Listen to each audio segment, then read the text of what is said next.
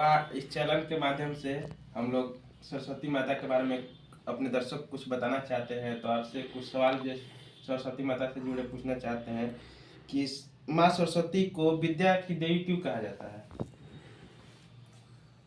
माँ सरस्वती जो है ब्रह्मा की जी की पत्नी है। सबसे पहले तो आदि शक्ति से ही इन देवियों की उत्पत्ति हुई है। सरस्वती की, लक्ष्मी की और महालक्ष्मी, ये जो है वाग अधिष्ठात्री देवी कहा जाता है सरस्वती जी को। ये बुद्धि की अधिष्ठात्री देवी है और यह देवी की जो हम पूजा करते हैं इस बसंत पंचमी के समय में, तो बसंत पंचमी जो है ऋतुराज है, राजा बसंत वर्षा ऋतुओं की रानी। तो ये ऋतुराज जो है राजा है ऋतुओं का, और उसमें यह वाग अधिष्ठात्री देवी सरस्वती जो है। तो बाबा, ये जो सरस्वती माता और बसंत पंचमी का संबंध क्या है? मतलब ऋतुराज है, मैंने कहा ना कि ऋतुराज है, यह ऋतुओं का राजा है।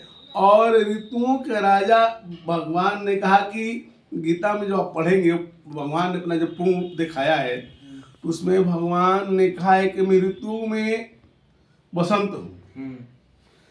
तो ऋतु में आप बसंत हैं और आपकी जो अर्धांगिनी है, आपकी सेविका जो है, यह देवी का स्वरूप जो दूसरा सरस्वती है, विद्या की अधिष्ठात्री देवी आपकी।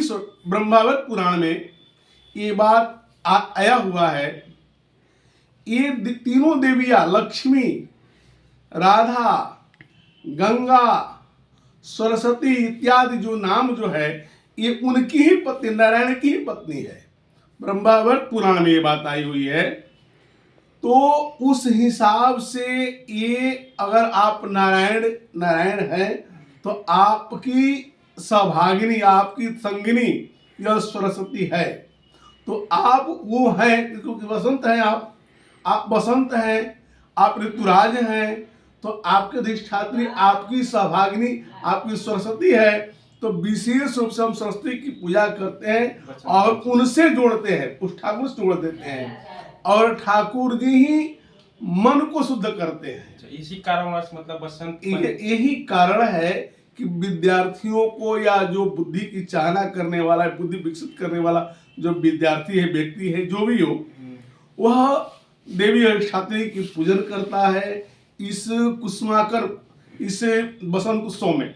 माँ सरस्वती के प्रसिद्ध कुछ नाम, जैसे मैंने कहा ना, वाग अधिष्ठात्री है, आपका नाम वीणा पुस्तक धारिणी आप है, वीणा पुस्तक धारण करती है, वीणा धारणी, पुस्तक धारणी। वीणा धारणी से प्रश्न उठता है कि वीणा का संबंध माँ से कैसे, मतलब वीणा हमारी संस्कृति का प्राचीन वाद्य है जो संगीत सामवेद से अपना संबंध रखता है।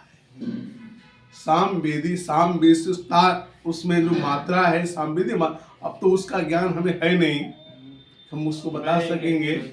सामवेद का हमने अध्ययन नहीं किया है तो हम नहीं बता सकते उसके बारे में, लेकिन हमने अपने पूर्वाचार्यों से या ऋषि महर्षियों से, विद्वानों से सुना है कि देवी जो वीणा है, वीणा पुस्तक धारणी वेदम जाड्यम डकारापाम, हंसते और क्या, हंसते स्फाटिक मालिका व्यक्ति पद्मासने स्थितम वंदेताम परमेश्वरी भगवतीम बुद्धि प्रदाम।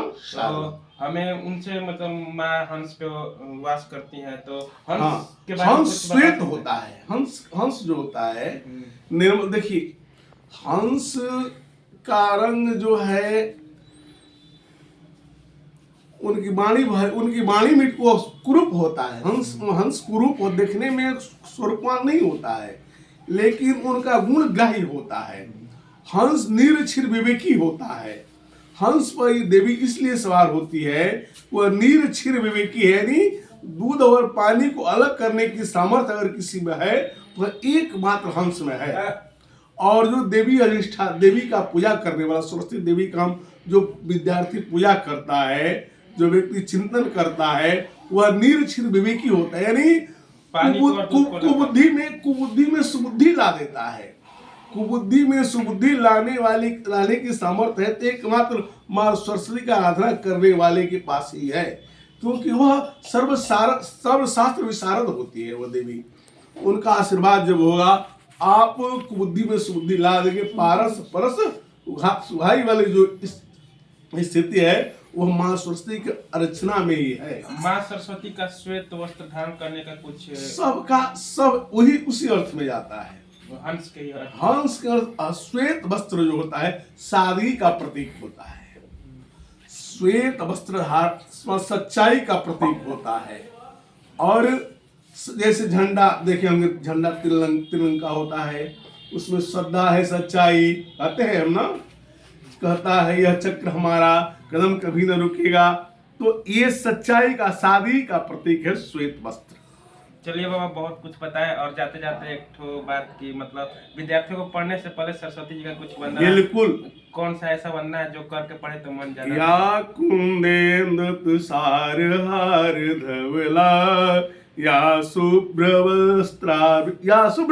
वस्त्रावृता, या वीणा वरदंड मंडित करा, या श्वेत पद्मासना, या ब्रह्माच्युत शंकर प्रभृतवी देवैषदा वंदितां श्यामां पातु सरस्वती भगवती नियशेषजाड्यापहा